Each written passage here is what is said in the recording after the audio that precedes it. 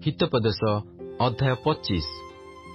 निम्नलिखित हितोपदेश सकल ही सलोमन को रचित ओ जिहुदार राजा हिस्कियर लोक माने ताहा उतारी थिले। विषय गोपन करिबा परमेश्वरंकर गौरव, मात्र विषयर अनुसंधान करिबार राजांकर गौरव। उच्चता हेतु स्वर्ग ओ गभीरता हेतु पृथ्वी आउ राजा मानक हृदय बोधागम्य। रूपारू खाद काढ़ी पकाओ, तेबे सुनारी पाई एक पात्र बाहर हेबो। राजार सम्मुखरू दुष्ट मानकू दूर करि दियो, आउ ताहार सिंहासन धर्मरे सुस्थिर हेबो। राजार छामुरे आपणार बड़ाई कर नाही, पुणी प्रधान लोकंको स्थानरे ठिया हुओ नाही। कारण जेउ कुलीनकू तुम्भर चक्षु देखिअछि, ताहा छामुरे तुम्भर निचीकृत हेबा अपेक्षा बरं एठाकू आस बोली तुम्भकू कुहाजिबा भल। विवाद करिबाकू हठात बाहरकू जाओ नाही, गले तहिर शेषरे तुम्भ प्रतिवासी तुम्भकू लज्जित कला उत्तारे तुम्भे कौन करिबो?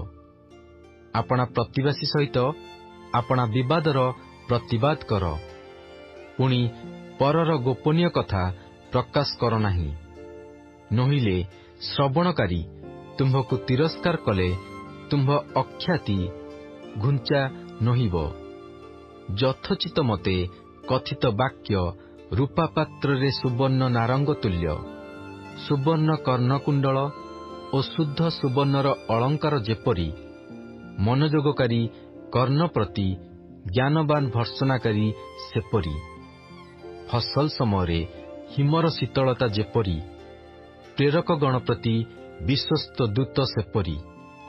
कारण से आपणा कर्ता मानक प्राणरे आश्वास दिए।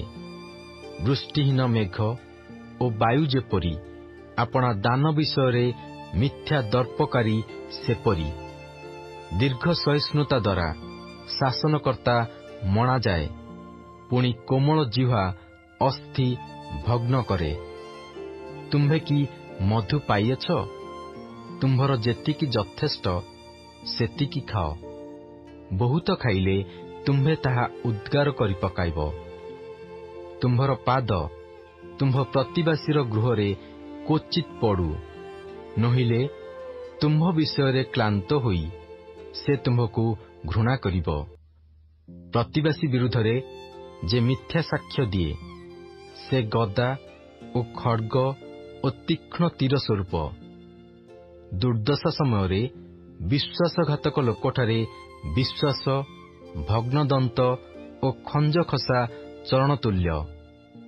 शीतकाଳରେ वस्त्र काढ़ी नेबा ओ सोरा उपरे अम्लरस मिसाइबा लोक जेपरी, दुखित मना निकटरे गीत गाइबा लोक सेपरी।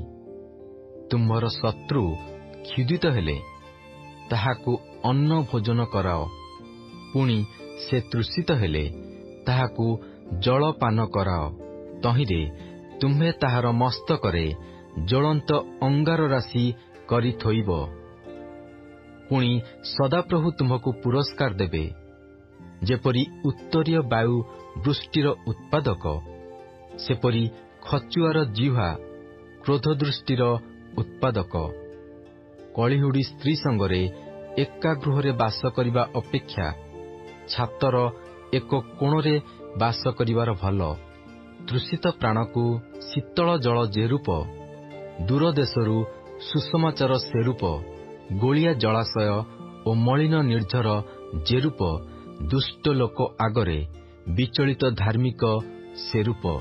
बहुत महु खाइबार जेपरी भल नुहे, सेपरी मनुष्य माने आपणा गौरव अनुसंधान करिबार गौरव नुहे।